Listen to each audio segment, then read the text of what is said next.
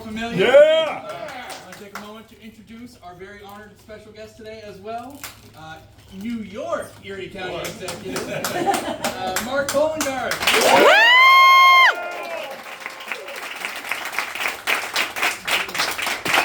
Thanks, James. This is a hell of a crowd. I love this. Yes. The type of crowd that's going to deliver a message to Donald Trump that you're fired. Yeah! I'm not re-electing you. For those of you who don't know, I'm Mark Poloncarz. I'm the Erie County, New York executive. We got 3 Erie counties, and one in Ohio, one in Pennsylvania, one in New York. And when it comes to New York, we know we're a blue state. It's as simple as that. As much as Donald Trump says he's going to win New York, he's going to get a blue. So it's important that we have people from New York here, and we do. We got people from Rochester. Yeah! Philadelphia, Chicago, Canada. We got people from Washington, Buffalo. Tonawanda. All right, we got a lot of people here. That's a message. Donald, we got a lot of people here. I did want to talk briefly about the Kamala Harris I know. I've been a county executive for quite some time. I've been lucky. I've been involved in Democratic politics for a long time. My first campaign was 1988.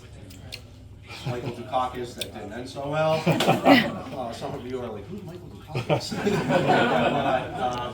I've been lucky. I've worked on a lot of presidential campaigns. I've got to know presidents. I've got to know vice presidents. And I want to tell you just a brief story. It's not a fun story to talk about. But I think everyone remembers what happened in May of 2022 in Buffalo when a right-wing extremist, a white supremacist who read lies on the internet, came to Buffalo to kill as many African Americans as he could. He came to a top which is 1.5 miles from my house. I was on site that day. So when my son shops. Worst moment in our city's history. I wish I could give it back, but we can't. It was the type of thing where leadership is revealed. And Kamala Harris was one of the first people to say, what can we do for your community?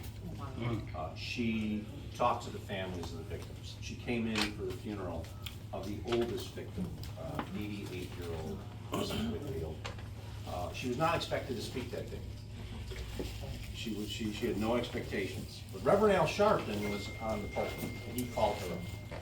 And he said to her, I know you're not expecting to speak, but speak from your heart. And she did. She spoke to the people of Buffalo about not only gun violence, but racism, and what we need to do to eliminate that original sin of our country. And it was one of the greatest talks I've ever heard. And it was from someone who understands the issues that matter to Americans across our country. She's a gun owner, but that doesn't mean we should have AR-15s that with certain hollow piercing bullets can decapitate a person. Right. That's what happened in Buffalo. They came into town, the president and the vice president, to help heal our community. Donald Trump didn't even have the dignity to send us a condolence tweet while he was sitting on his golden toilet. It's as simple as that. Leadership is revealed in moments of crisis. We saw that during COVID. We saw exactly what happened when Donald Trump was our president. And more than 1 million Americans died, many who should have never died, but for Donald Trump leading this nation during the worst pandemic in more than 100 years. It comes down to this. We are the people who are going to elect Kamala Harris. We are the ones. We are the ground troops. We are the people. Why? Because of what she stands for. She stands for representing each and every one of us.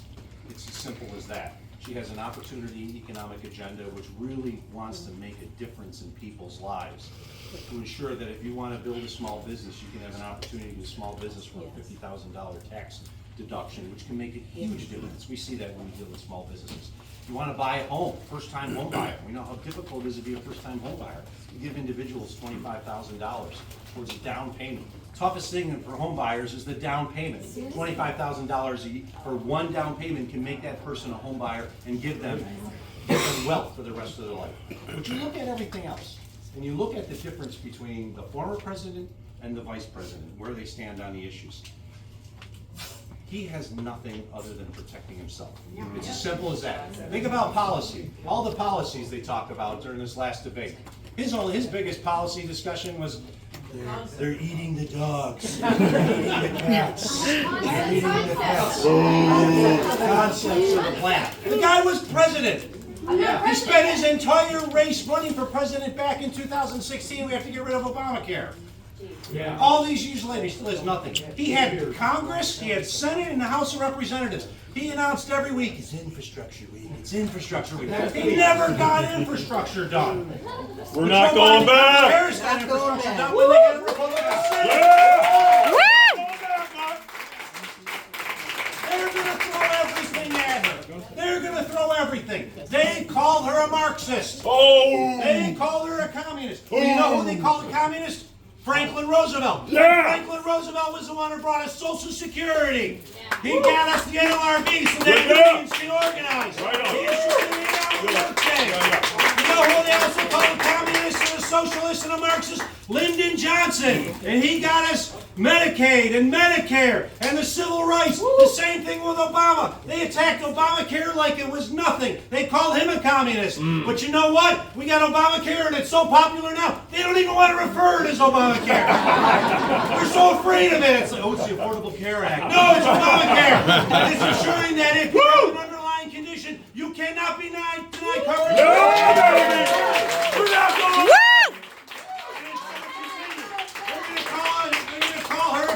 Between now and when she's elected. But when she's elected, you know what she's going to do?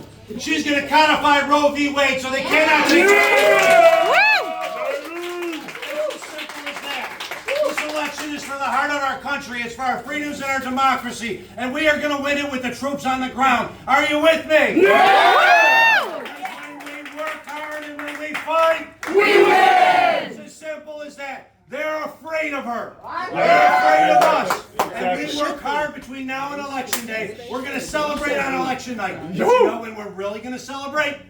On January 20th, 2025, when we inaugurate Kamala Harris as the first woman president of the nation. We're going to hear from James now. He's going to tell you what you need to do at the doors. But remember this. They do not have people like us. Yeah. They're going to scare the heck out of everybody between now and Election Day. And if we just talk to people about the issues that matter to them, the issues that matter to all of us, you're going to win votes. And we are then going to celebrate on Election Night. Yeah!